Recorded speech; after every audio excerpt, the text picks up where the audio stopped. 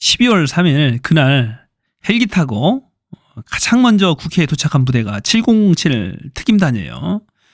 그 단장이 지금 길거리에서 울면서 기자회견을 합니다. 김용현한테 이용만 당했다라는 거예요. 1분 간격으로 그날 전화해서 계속 지시를 했다는 겁니다. 1분 간격으로요. 국회의원들, 안에 있는 국회의원들 다 끌어내라고.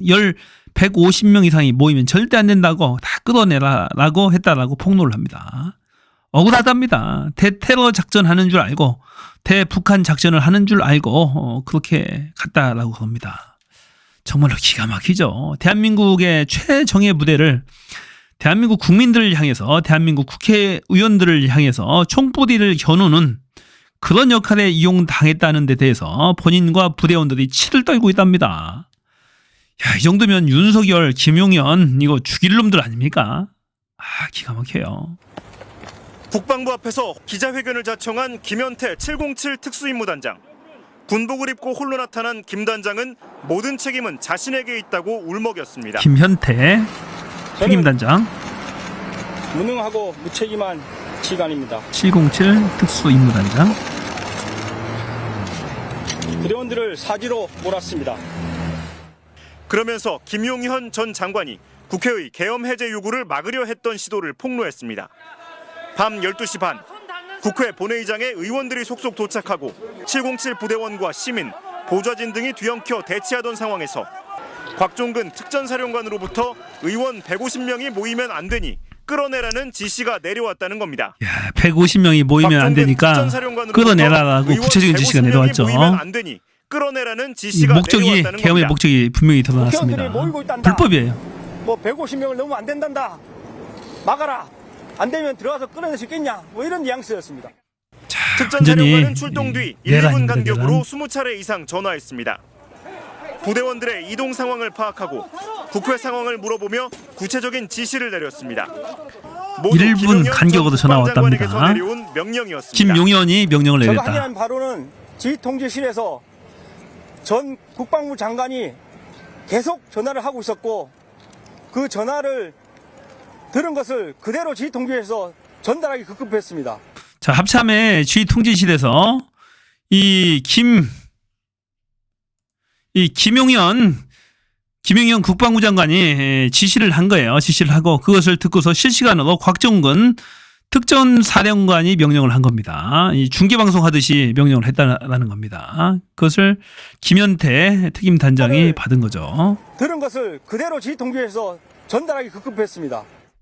김용현 전 장관이 계엄 해제 요구안을 막기 위한 국회 장악 시도를 총지휘했다는 것이 완전 나쁜 놈입니다. 다시 한번 확인된 겁니다. 사형에 처해야 될 정도로 아주 부대원들은 김용현 전 장관의 이용당한 피해자라며 원망스럽다고 말했습니다. 707 부대원들은 모두 피해자입니다. 전 김용현 국방장관에게 이용당한 가장 안타까운 피해자입니다. 참 억울해요. 어떻게 보면. 자, 본인들도 몰랐다라는 거예요. 그냥 대테러 작전에 투입한다고 알고서 갔는데 가보니까 국회의원들을 끌어내라라는 거였다는 거예요. 정말 기가 막히잖아요. 그래서 충격이 엄청 크답니다. 이 부대원들이. 그래서 본인이 다 책임을 질 테니까 밑에 부대원들은 좀 살려달라. 그런 호소문이죠. 신원이 기밀에 해당되는데도 얼굴과 이름을 모두 공개한 김 단장은 군인으로서 잘못에 대한 책임을 다하고 군에서도 떠나겠다고 밝혔습니다. MBC 뉴스 김세로입니다. 야, 누가 이렇게 만들었나요? 김현태 707 특수임무단장은 12월 3일 내란 당일 부대에 대테러 훈련이 있었다고 말했습니다. 서울 지역에서 북한의 동시다발 테러를 가정해 헬기 12대를 전개하는 훈련이었습니다. 그러니까 이놈이 김용현이 치밀하게 준비를 한 거예요.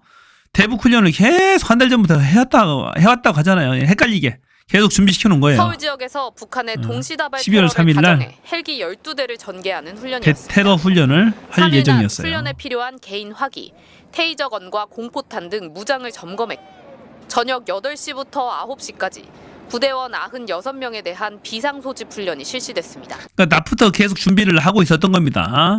사실은 한 달 반 전부터 계속 준비를 하고 있었대요. 오늘 공개된 계엄 문건에 의하면은 한 달 반 전부터 계속 준비를 했던 겁니다. 이것들이.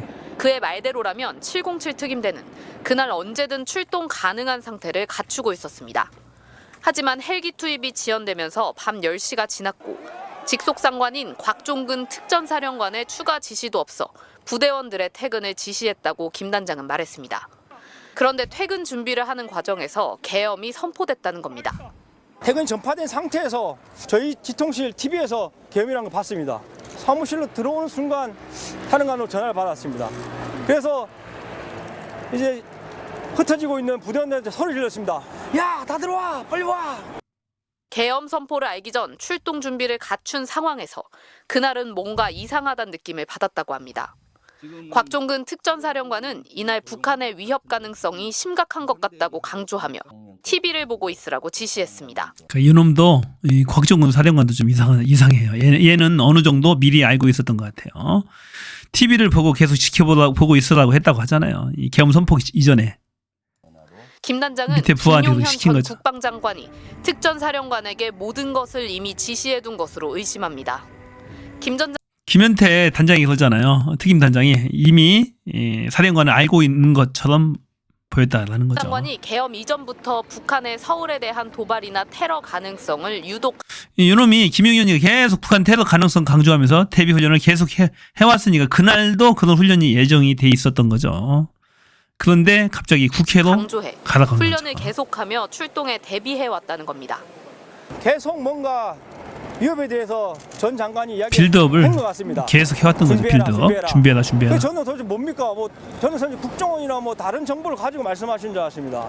이용당한 거죠. 뭐. 북한의 테러에 때문에. 대비한 훈련을 빙자해 특전사 병력들을 계속 대기시키고 이후 국회에 투입했다는 특임 단장의 증언은 김 전 장관이 실행일을 12월 3일로 이미 정하고 내란을 차근차근 준비해온 정황으로 보입니다. MBC 뉴스.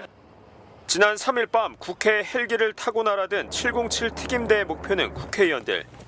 계엄 해제 결의 자체를 초기에 봉쇄하는 게 윤석열 대통령의 목적이었습니다. 국회의원들을 체포해 끌고 갈 작전에 북파 공작원 HID도 체포 쪽 자, 체포조로 HID도 투입 준비 중에 있었다라고 합니다. HID는 요인 암살단이에요. 북파 공작원. 자, 요인을 암살하는 조를 대기를 시켰다고 합니다. 끔찍하잖아요. 여러분들 엄청 치밀하게 준비를 했던 것 같아요. HID는 요인 납치, 암살 작전 등에 투입되는 군의 최정예 병력입니다. 이건 너무하죠. 이 부대는 북한 전시라든가 이럴 때 북한에 들어간다든가 적국에 들어가서 요인 납치 암살하는 전문 특수부대. 끔찍하잖아요. 20명 규모의 최정예 요원들이 서울의 한 정보부대에서 대기하고 있었다는 제보를 확인했다는 겁니다. 이런 요원들은 비상계엄 선포 전부터 선발돼 이미 철저히 준비하고 있었고 휴가도 제한됐다고 합니다.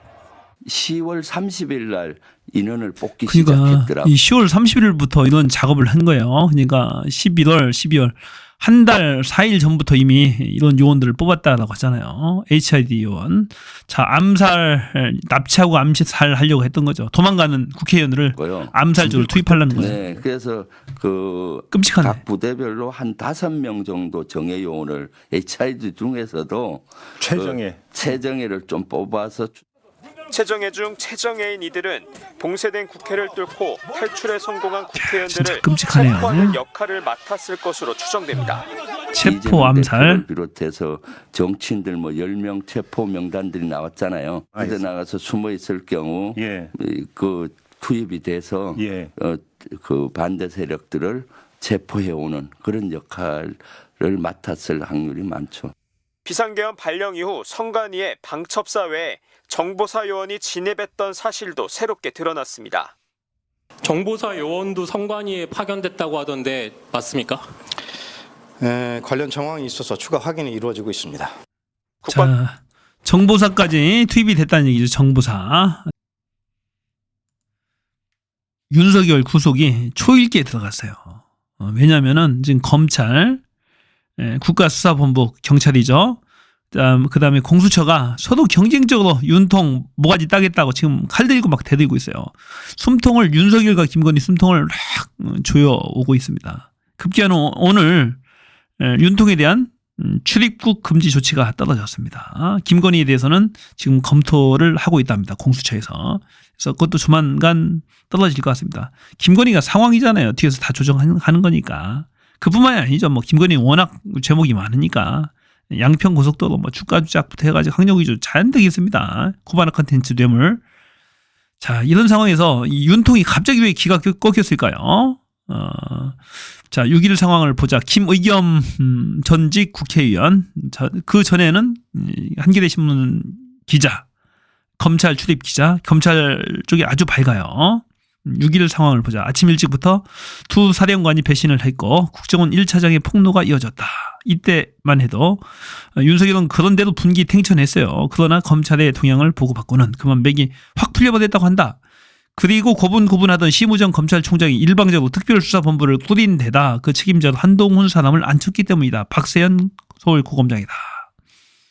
저승사자가 온 겁니다. 윤통한테. 심우정은 자기를 총장 자리에 앉혀준 김주현 민정수석과도 상의를 하지 않았다고 한다. 검찰 관계자가 귀뜸을 해주었다. 박세현을 그 민정수석하고 상의도 않고 장관하고 상의도 않고 앉혀버린 거야. 심우정도 이제 윤통을 배신 때린 겁니다. 윤통을 버린 거예요. 이제 저기는 운명이 다 했다. 윤통을 내버린 거예요. 검찰은 정말로 살모사 같은 본능이 있다고 하잖아요. 이게 도움이 안 된다 싶으면 죽여버립니다. 아무리 지들 키워줘서 소용없어요. 내버리고 이제 한동훈한테 붙는 거야. 그래서 이 박세현 서울고검장, 심우정은 자기를 총장 자리에 앉혀준 김주현 민정수석과 상의도 않고 그냥 했다 이거. 대통령실하고 상의도 없이. 윤석열로서는 마지막 기대를 운동마저 무너진 것이다. 무릎이 부들부들 떨리며 털썩 주저앉고 만 것이다. 검찰 권력이 무너지면 윤통은 끝이잖아요. 힘 하나 무슨 힘이 있어요 걔가. 군인들도 말 안 듣는데 말을 안 듣잖아요. 여기서 끝이 났다. 이 박세현 그 한동훈과 현대고등학교 서울법대 직계 후배, 현대고등학교 2년 후배입니다.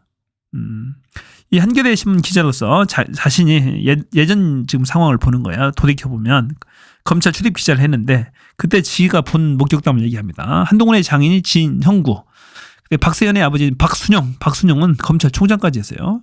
야, 당시 대검찰청에서 진형구는 감찰부장 대단하네요. 박순영은 중수부장, 완전 실세 두 부장이었죠. 시험은 박순영이 진형구보다 3년 앞섰지만 둘이 동갑이었고 술을 좋아해서 제일 가깝게 지내는 사이였다. 언젠가는 박순영이 불러 중수부장 사무실에 가보니 진형구의 폭탄주를 돌리고 있었다. 벌건 대낮이었다. 기자들 며칠 더 불러서 술판이 커졌던 기억이 난다. 그러니 한동훈 박세현은 대를 이은 우정인 셈이다. 지 아버지 때부터 지 장인하고 그렇게 친한 친구 사이였다는 겁니다. 그 후로도 지는 현대고등학교 선후배로서 아주 친하게 지냈다라고 합니다. 한동훈하고. 대단하네요. 이 박세현이 검찰 특별수사본부장을 맡았으니 야, 윤석열이가 오줌 지들만도 하죠. 지가 검찰의 생리를 잘 알잖아요. 야, 죽었다 싶은 거죠. 안 되겠다 싶은 겁니다. 박세현의 입장에서 보면 자, 외할아버지와 아버지 모두 검사장 출신이에요. 3대 내내 검사장을 배출한 집안이고 박순영 지아버지는 검찰총장도 지냈대. 검찰 엘리트 귀족 집안. 한동훈도 마찬가지고 한동훈은 처가 쪽이 더 그렇습니다. 검사장 출신이니까 진영구가. 자, 지금 검찰은 궁지에 몰렸다. 이대로라면 윤석열만 죽는 게 아니라 검찰 조직도 생사의 갈림길에 서 있다. 뭔가를 해야 한다. 심우정 박세현이 나선 것이다. 한동훈이 먼저 국정원의 정보를 건네고 제휴를 제안한 것으로 보인다.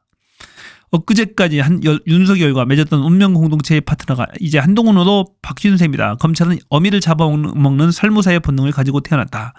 여태 어미 품 안에서 따뜻하게 지냈지만 위기를 느끼는 순간 독사의 이빨을 어미 가슴에 박아 넣는 것이다.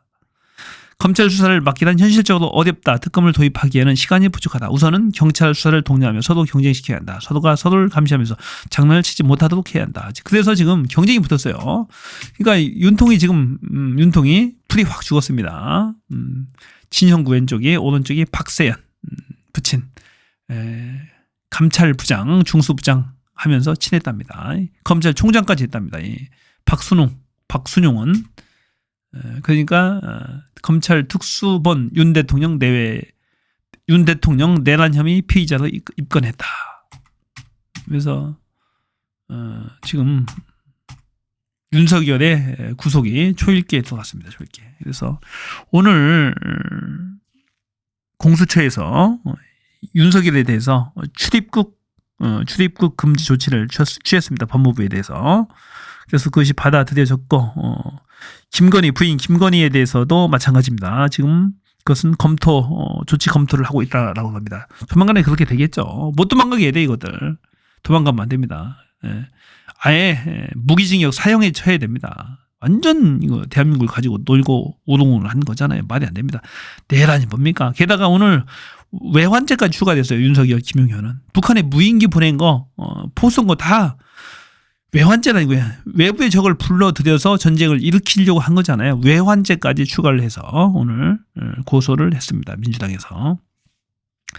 그래서 윤석열은 이미 끝났어요. 제가 봐서 끝났습니다. 군대가 말을 안 들어. 계엄령을 선포해서 민주당 국회의원들 잡아오라고 했는데 야당 잡아오라고 했는데 말을 안 들었어요. 마지막에. 아까 김현태 707 특임 단장이 인터뷰를 했잖아요. 인터뷰에서 했어요. 마지막에 끌고 나오라고 됐는데 김용현이 1분 간격으로 계속 지시하는데도 말을 마지막에는 안 들었습니다. 도저히 할 수 없다. 위법한 명령을 들어서는 안 된다라는 얘기입니다. 그래서 윤통이 지금 아프다고 핑계로 당뇨병을 핑계로 국군 병원으로 숨으려고 하고 있어요. 뭐 실명 위기에 있다는 둥 어쨌다는 둥 주치의를 서울대 무슨 당뇨 전문의로 바꾼다는 둥 그러고 있습니다. 얍삭한 놈이죠. 대국민 담화에서 며칠 전만 해도 이선으로 물러나겠다. 모든 것을 당에 일임하겠다 해놓고 또 계속해서 대통령 짓을 하고 있습니다. 국정원 1차장도 새로 임명하고 이상민 행안부 장관의 사표도 수리하고 그런 짓거리를 하고 있어요. 박지원 의원에 의하면은 아마도 이상민을 국정원장으로 다시 임명할 것 같다라는 그런 얘기도 합니다. 정말로 쳐 죽이를 놈들이죠. 정말로 하루속히 이 윤통의 숨통을 마지막까지 끊어야 대한민국이 삽니다. 지금 환율 1,440원, 30원, 1,500원까지 지금 돌파하게 생겼어요. 그러면은 외환 위기가 또 오는 겁니다. 지금 주식시장도 오늘 코스닥이 5% 가까이 코스닥이 코스피도 2, 3% 가까이 폭락을 했습니다. 이번 주 내내 그럴 것 같은데 이번 주 토요일 날 이 윤통의 다시 탄핵 재의결이 예정이 되어 있습니다. 그래서 반드시 이번에는 통과를 해야 돼요. 안 그러면 위험합니다. 이 민주당에서 검토를 했는데 이 구속시켰을 경우에 대통령의 직무가 정지되느냐라는 질의를 검토를 해봤는데 대통령의 직무가 정지가 안 된답니다. 옥중에서 또 결재가 가능하답니다. 이 시도자치단체장은 구속되게 되면은 자동으로 고리가 돼서 재선거를 하는데 다시 선거를 하는데 대통령 그런 규정이 없다네요. 그래서 깜빡이에서도 결재를 할 수가 있답니다. 그래서 탄핵 외에는 답이 없다. 인간을 종료시키는 방법 탄핵밖에는 답이 없다는 겁니다. 자, 여기까지요.